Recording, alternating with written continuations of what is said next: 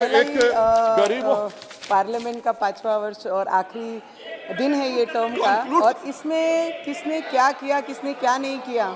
अध्यक्ष महोदय, मैं आपको इतना ही बताना चाहूँगी, हम तो इस देश के युवा हैं, हम तो सिर्फ कैलकुलेशन पे और किसने कितना अच्छा बेहतर काम किया उसके ऊपर ही ध्यान देकर आगे काम करते हैं। कांग्रेस की सरकार में 50 वर्षों में सर 75 सभापति जी, एक मिनट, सभापति जी, इन्होंने ब्लैक पेपर निकाला है, एक भी शब्द उसमें 10 साल के हमारे मंत्रियों के खिलाफ नहीं है, और ये बताता है कि हमारा कार्यकाल कैसा रहा, इन्हीं के ब्लैक पेपर में नहीं है। इसलिए ये देश से माफी मांगे और शपथ ले कि आगे से कभी कोई घोटाला नहीं करेंगे। सर, मैं तो इतना ही बोल सकती हूँ क्योंकि जो आंकड़े हम देख रहे हैं कि 50 सालों में 75 एयरपोर्ट कांग्रेस के कार्यकाल में, 10 वर्षों में 74 रोड एंड हाईवेज में, 50 वर्षों में 98,000 किलोमीटर, और मोदी जी की सरकार में 50,000 किलोमीटर के हाईवेज। रेलवे कांग्रेस की सरकार में मॉडर्न रेलवे स्टेशन का नाम ये देश के युवाओं ने, इस देश के लोगों ने कभी सुना ही नहीं, जहाँ पे 400 वंदे भारत ट्रेन और अमृत भारत स्टेशन और मॉडर्न रेलवे स्टेशन। इसी तरह सर, ये भ्रष्टाचार की बात कर रहे हैं, यहाँ से बहुत ज़्यादा आवाज़ आ रही है। तो बैंकों के नाम पे जब ये सरकार थी तो इनके राज्य में बैंक में जाने के लिए बड़े बड़े सभी, जैसे हमारे वित्त मंत्री मैडम ने कहा कि फ़ोन पे ही लोन हो जाते थे, फ़ोन पे ही सभी को सब चीज़ें अवेलेबल हो जाती। पर madam, now days people are scared to go to bank only if we do something corruption, so this government is not going to leave. So ये सरकार जो मोदी जी की सरकार है, कोई भी इस देश का 1 रुपया भी कहीं लेके नहीं जा सकता। इस तरीके की कार्रवाई ये देश की सरकार हमारे मोदी जी कर रहे हैं। पार्लियामेंट भी पिछले 100 वर्षों से जो पार्लियामेंट में थे वो ब्रिटिश कालीन पार्लियामेंट में बैठते थे। सर, हमारा सौभाग्य है कि हम इस नए पार्लियामेंट में भी मोदी जी की सरकार के टाइम पे ही ये पार्लियामेंट में बैठे हैं। सर, ये आदिवासियों की बात करते हैं, आदिवासियों के बच्चों को एजुकेशन पढ़ाने के लिए 2004 से 14 तक इन्होंने 90 एकलव्य स्कूल बनाए सर। पर मोदी जी की सरकार ने आदिवासियों के बच्चों के लिए, उनके भविष्य के लिए, एजुकेशन के लिए 600 स्कूल, एकलव्य स्कूल बनाए सर। ये उपलब्धि है मोदी जी सरकार की। ये बोलते हैं व्हाइट और काला पेपर। मैंने सभी कांग्रेसियों के हाथ में आज काले पेपर में लिखा हुआ देखा है, और जिन्होंने आज ये व्हाइट पेपर घोषणा की है और लाई है तो उनके हाथों में सिर्फ व्हाइट पेपर है। Sir, give me just 2-3 minutes last sir. Medical college की बात करते हैं सर। जब इतनी बड़ी महामारी हमारे देश में आई तो 50 वर्षों में, 60 वर्षों में इनकी क्या तैयारी थी। आने वाले समय में अगर ऐसी कोई महामारी आती है तो उसके लिए इनके कार्यकाल में 380 मेडिकल कॉलेज बने थे, जहां पे 10 वर्षों में 262 मेडिकल कॉलेज बने हैं सर। एम्स इनके सरकार में 50 एम्स बने थे। हमारे ये सरकार ने, हमारे मोदी जी की सरकार ने पिछले 10 वर्षों में 17 एम्स बनाए हैं सर। ये उपलब्धि है हमारी सरकार की सर। हमारे डॉक्टर बाबा साहेब अम्बेडकर की इंदू मील की जगह पिछले कई वर्षों से महाराष्ट्र में हमारे मागा स्वर्गीय हमारे सभी लोग चाहते थे इंदू मील की जगह ये बाबा साहेब अम्बेडकर नाम सर बहुत बड़ा स्मारक बने, पर ये उसके लिए भी कामयाब नहीं हो सके। वो भी हमारी सरकार ने पिछले 10 वर्षों में, उनकी ये सबसे बड़ी उपलब्धि है सर। आज 5 लाख रुपया देकर हर गरीब की मेडिकल, उनकी हेल्थ व्यवस्था देखने का काम भी हमारी ये सरकार कर रही है sir.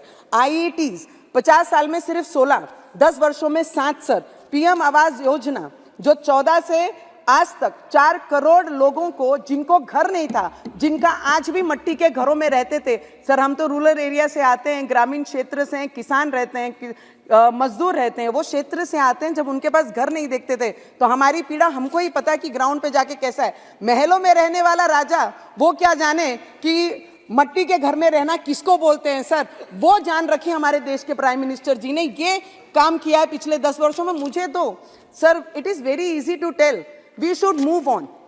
I just heard somebody saying, my colleague from this house, she said very simple, we just should not talk or we should not fight कि कैट फाइट करके तू मैं करना है। we just should move on. No sir, we cannot just move on because इस देश के जो युवा हैं, इस देश का विकास चाहते हैं, इस देश के डॉक्टर्स बढ़ाने चाहते हैं, इस देश के मेडिकल कॉलेज बढ़ाने चाहते हैं, इस देश की बेरोजगारी हटानी चाहते हैं, ये चाहते हैं इस देश के युवा sir. It is just 2-3 minutes sir, 2 minutes I just say.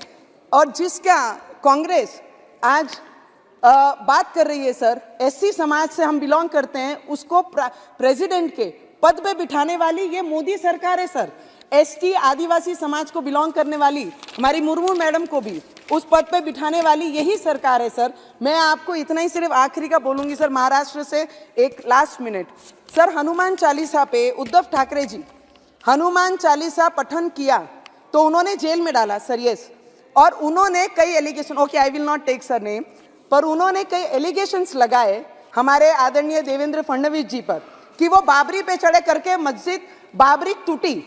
मुझे इतना उनसे पूछना है कि जब 90 में और 92 में जब कार सेवक वहां पर अपनी जान त्याग रहे थे, जान दे रहे थे अपने धर्म के प्रचार, वो योगदान देते sir. Last 1 minute sir, last 1 minute अपना योगदान दे रहे थे, तब उद्धव ठाकरे कौन से बिल में बैठे थे? उन्होंने ये बताना है किसी के ऊपर इल्जाम लगाते समय आपने ये याद रखना चाहिए कि आज इस अमृतकाल के अंदर देश के 500 साल के कुशासन और 500 साल की लूट के बाद ये सौभाग्य प्राप्त हुआ 140 करोड़ लोगों को कि इस अमृत काल में राज्य राम राज्य की स्थापना हुई, जिसमें धर्म, स्वाभिमान, समृद्धि और सुरक्षा तीनों की गारंटी देने का काम हमारे देश के सर, मैं इतना ही बोलना चाहूंगी। जिस दिन राम मंदिर बना सर, मुझे लगता है जितने भी कार सेवकों ने अपनी जान उस दौरान गवाई, जितने भी कार सेवक वहां पर थे, उसमें एक कार सेवक हमारे राज्य के देवेंद्र फडणवीस जी भी उस समय वहां पर थे, उनका भी योगदान, और जितने भी कार सेवक हैं उनको दिल से मैं प्रणाम करना चाहूंगी, क्योंकि इस देश के युवाओं के आंखों में, और जितने भी लोग उस दिन अयोध्या में थे उनके आंखों में आंसू थे। तो सभी को इतना ही कहूंगी, श्री राम मंदिर और काशी सिर्फ अध्यक्ष जी, मुझे आपने कंटिन्यू करने का मौका दिया। अध्यक्ष जी, मैं फिर दोहराना चाहता हूं कि भारत के 500 साल के वनवास के बाद देश को अमृत काल में मोदी जी के नेतृत्व में 140 करोड़ लोगों को सौभाग्य मिला।